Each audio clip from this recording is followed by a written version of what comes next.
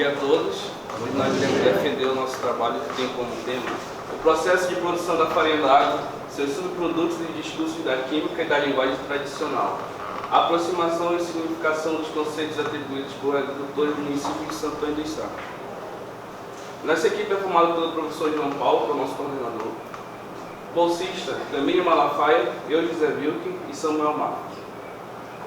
Falar da vivência na Amazônia é falar de uma rica e muitas vezes desconhecida cultura que passa por diversas linguagens.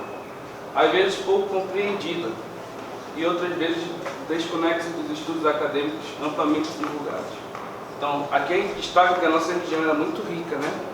Tem como alguns ícones, os pescados, frutas e aqui nesse caso a farinha.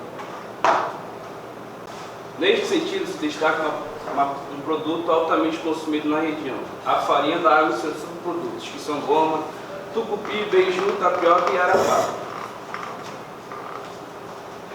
Do ponto de vista processual da farinha, uma série de termos, processos, instrumentos de importância cultural vem sendo perdida ou esquecida.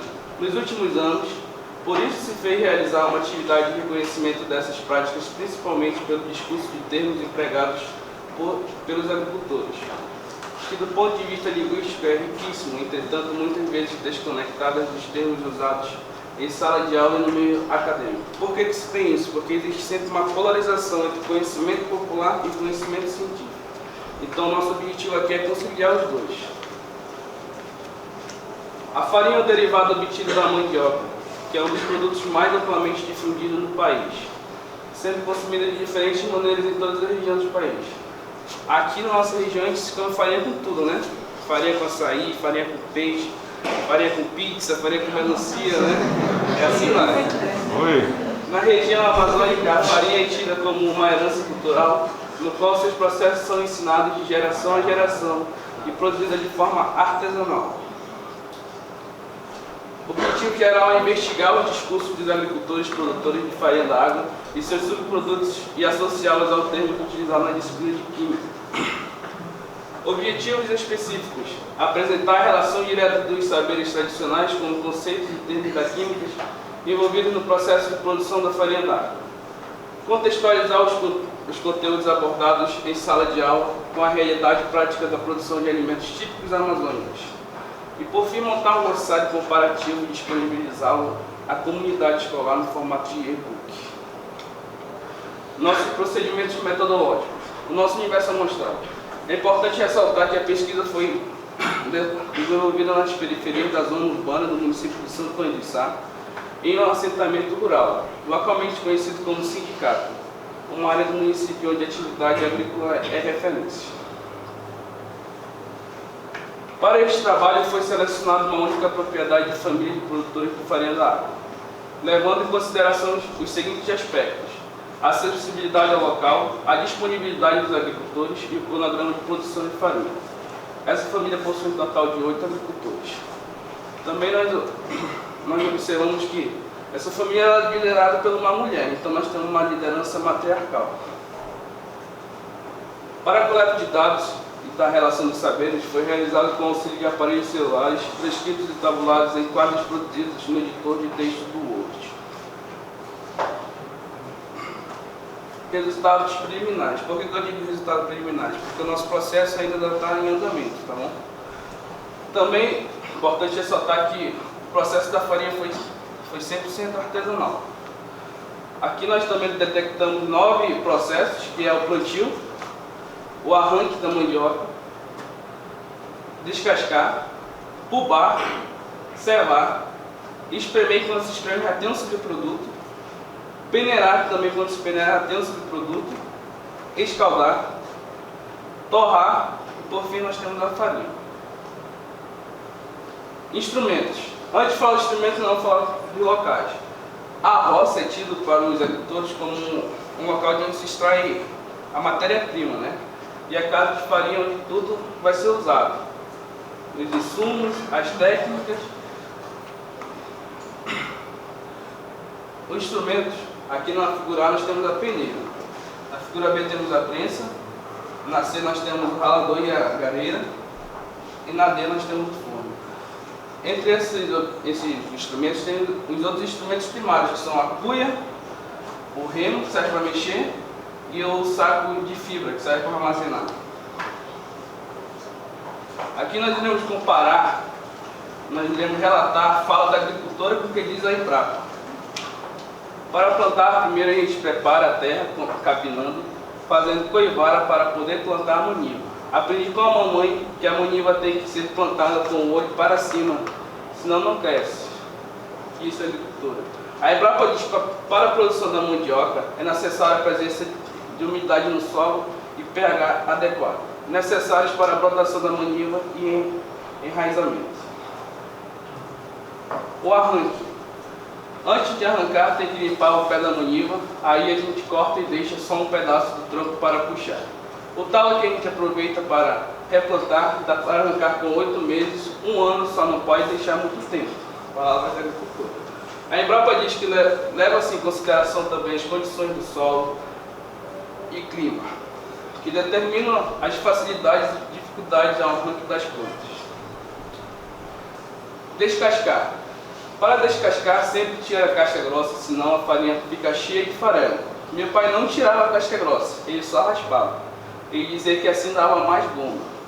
A Embrapa diz que para se fazer farinha, pode tirar apenas a casca, deixando a entrecasca, que é a casca grossa. A produção é maior, mas de menor qualidade. A entrecasca dá uma cor mais escura para a farinha. O barro. Depois de descascar, tem que lavar a mandioca e deixar de molho para pubar pelo menos 4 ou 5 dias. Mas não pode deixar ela passar demais. Tem que pubar para poder ela amolecer e tirar o amargo.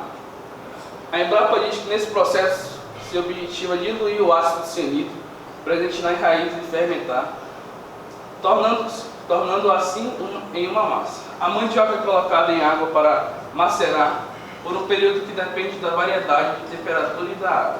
A maceração é feita em água corrente, porém, a maior parte das vezes é feita em água parada. Nesse caso, ela usou lagareiro, né? Então, uma caixa d'água. Aqui nós temos uma curiosidade. Altas concentrações de ácido cianídrico pode chegar a matar grandes animais. Por isso que é importante deixar de molho. Cevar. Para cevar, a gente usa um ralador.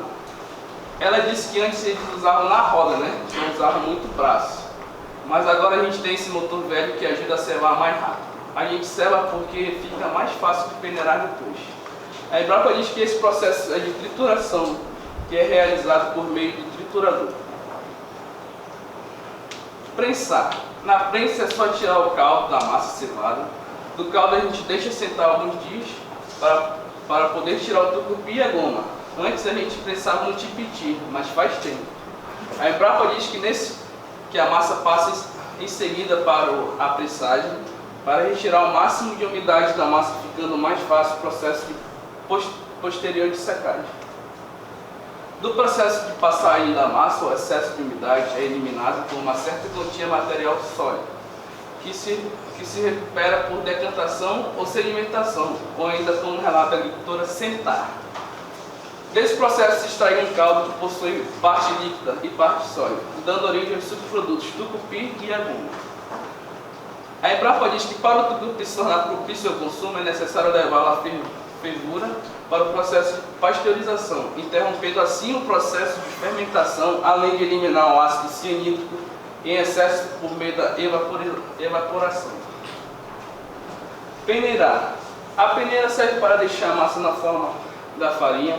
Tem que peneirar a massa tem que peneirar a massa para tirar, às vezes ainda fica um estalo da mandioca. A Embrapa diz que após a prensagem, a massa é esfarelada e peneirada para retirar a parte mais grosseira e produzir a farinha solta. A parte grosseira da massa não é descartada. Essa parte é denominada como crueira ou maçoca, que é um subproduto. Segundo a agricultora, serve para a produção de mingau ou frito, uma refeição altamente apreciada. Escaldar e torrar.